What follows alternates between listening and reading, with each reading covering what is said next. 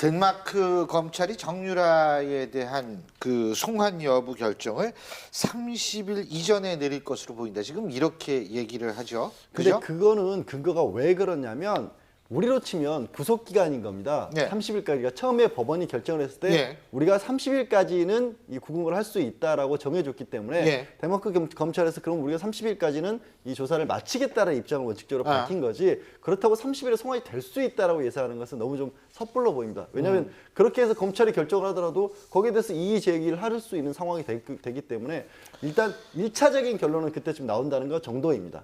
근데 이제 송환 결정이 내려진다 하더라도 다시 소송을 걸면은 또 오러지는 그렇죠. 거예요. 이게 저 송환 결정이라는 그죠? 게 우리 요청에 따른 그쪽에서 덴마크 검찰이 보기에도 양국 간에 다 범죄가 성립을 하고 양국 간에 범죄가 성립하는데 우리는 조약이 있으니까 범죄인도 조약에 따라 송환을 하겠다라는 결정을 하면 거기에 대해서 이제 법원에 이의를 제기해서 저 부분은 잘못됐다라는 것을 할 수 있는 게 잠깐 화면에 나왔지만 처음에 등장했을 때 아니 이게 벤 슈나이더였던 거예요. 그 슈나이더 변호사, 얀 슈나이더 변호사가 저런 처음에 뭐 전혀 국선을 썼다고 했는데 그게 아니었던 게 밝혀졌지 않습니까? 상당히 형사 절차에 능한 변호사였다고 했다가 갑자기 다른 또 변호사가 경제범죄를 하는 변호사가 맡아서 해서 슈나이더는 안 쓴다고 했다가 지금 다시 보더니 두 사람이 다 등장을 했다는 겁니다. 그 얘기는 어쨌든 총력을 다해서 막겠다라는 것을 존재할 수 있게 하는 그렇죠. 거죠. 그러니까 저렇게 해서 만약에 그 독일 검찰이 자 한국으로 보내겠다 이렇게 얘기를 해도 덴마크 검찰이. 덴마크 검찰이 얘기를 하더라도 거기에 대해서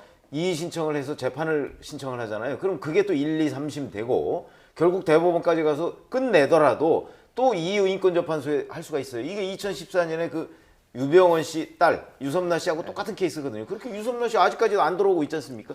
그래서 이것도 최악의 경우는 몇 년이 걸릴 수도 있겠다 이렇게 예상하는 게 정상입니다. 예, 정유라에 관해서 제가 꼭 하고 싶은 얘기가 입학이나 학점에서 특혜를 받았으면 이게 제로섬 게임 비슷해가지고 입학이 부정하게 이루어진다면 거기에서 불이익을 받은 학생이 있고 요즘은 학점 주는 것도 다 상대평가예요. 그렇죠. 그래서 누군가는 정유라 때문에 더 낮은 학점을 그렇죠. 더 많이 받은 맞습니다. 거잖아요. 그런 예. 부분을 파헤쳐야 될 것 같고 또 한 가지는 이화여대가 거의 조직적으로 움직이면서 정유라를 특혜를 줬잖아요.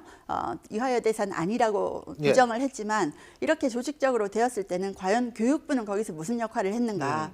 교육부가 어떤 시스템적으로 이화여대를 그 여러 가지 사업을 주면서 이걸 하도록 만들었지 않느냐. 저는 교육부와 이화여대의 연계성 그것을 꼭 밝혀야 된다고 봅니다. 근데 이 정유라 말이에요. 청담고등학교 다닐 때 아주 또 이 대단했던 모양이에요. 예? 이 선생님들, 청담고등학교 선생님들하고 거기 학생들이 얘기하는 걸 보면 그 엄마는 뭐 학교 가서 뭐 선생님들한테 다 잘라버리겠다. 얘 아빠가 가만 안 있을 거다. 막 이런 얘기를 했는데 이 정유라 자체도 좀 그랬던 모양이에요. 예? 그렇죠. 뭐 정유라 같은 경우 지난번 그 사건이 터졌을 때 예. 많은 그 청소년들이 공분을 불러일으켰던 말이 그거 아닙니까? 돈도 실력이다.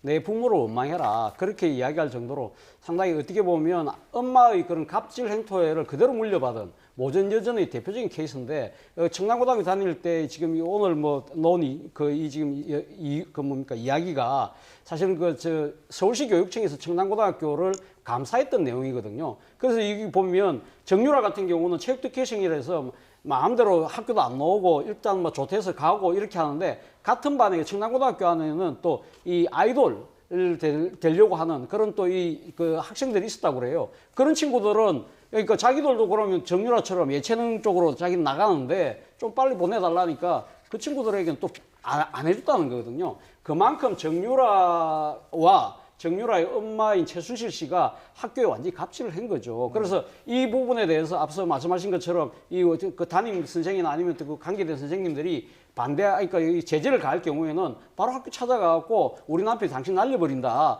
그런 협박도 서슴지 않게 하겠다는 거거든요. 근데 청남고등학교는 저는 좀 그 학교 측도 좀 이해 안 되는 부분이 그런 이야기들을 듣고 왜 가만히 있을까요?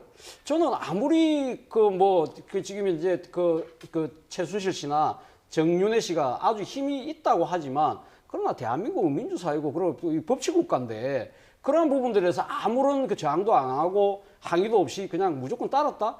저는 그 부분에 대해서도 그러니까 최순실 씨나 정윤회 씨만 비난할 것이 아니라 이 청남고등학교 선생님들 또 저는 상당한 책임을 져야 된다 그런 생각입니다. 저는 예. 당연히 똑같아요. 왜 그러냐면 다 체육 선생님이 이제 학교에 와서 야 나와라 그랬을 때 그 운동장에 나가지도 않고 그냥 앉아서 잤다는 거 아니에요. 그래서 나오라고 그러는데도 안 나오고, 그러니까 말도 안 듣고 이랬다는 것이고, 그다음에 또 하나 지금 그때 이제 그 청담고등학교 서울시 교육청의 감사 때도 나온 얘기지만 거기 보면은 저 정유라 학생에 대해서 정말 여러 가지 수행 평가 같은 것이 평가가 너무나 좋아요. 뭐 교우 관계도 원만하고. 자, 그러면 이 사람들이 정유라 학생을 제대로 보지도 못했을 텐데 1년 내야 뭐 17일밖에 학교 안 나왔는데 뭐 제대로 보기나 했겠습니까? 그런데도 불구하고 이런 얘기를, 그리고 뭐 심성이 따뜻해서 교우 관계가 원만하다 이런 걸 어떻게 알겠습니까? 그런데 이렇게 썼다는 것은 반드시 여기에 이유가 있을 거거든요. 그래서 제가 보건대는 서울시 교육청에서 조사할 때도 이 교사 부분에서는 제대로 조사가 안 됐다, 저는 이렇게 생각합니다. 선망의 대상 2학년 때는 그렇게 됐나요? 아니, 선망의 대상은 맞는 거 아니에요? 그러니까 학교 이게 나와도. 굉장히 돈 많은 재밌는 것 엄마를 같아요. 둔 거. 굉장히 재밌는 게 동창생의 얘기는 똑같은 얘기인 것 같아요. 동창생 얘기는 옆자리 친구하고도 안 어울리고 돈만이 자랑하고 그러니까 오만불송했다라고 하는데 예. 그걸 선생님이 뭐라고 하면 교류는 부족한데 선망의 대상이라고 본 거죠. 같은 상황을 놓고 네. 학생들은 우리하고도 얘기 안 하고 돈 자랑만 한다는 거고 선생님은 그 상황을 봤을 때 애들하고는 잘 안 어울리지만 애들은 부러워했을 것이다 이렇게 생각한 그리고 거죠. 제가 아는 분이 자기 딸이 예. 정유라 같은 반이었대요. 아. 그런데 1년 동안 교실에 들어온 게 정말 몇 번 안 된다고 얘기를 하더래요. 그 예. 딸이. 그게 선망의 대상이 되죠. 그래서 선망의 고등학생 대상이었는지. 입장에서, 야, 그런데도 쟤는- 나는 뭐 대학 갈 수 있다라고 예. 얘기를 했다고 하니까 그래서 그때 소문이 굉장히 많았다고 합니다. 어. 이게 누구냐 도대체 정유라가 누군지를 확실히 모를 때 학생들 사이에 도대체 누구길래 저렇게 학교를 안 오고 또 난 대학 이미 뭐 예약돼 있다는 식으로 얘기를 해서 뭐 그래서 선망의 대상이었나 보죠. 근데 청담고등학교 학부모들 대단한 학부모들 많거든요.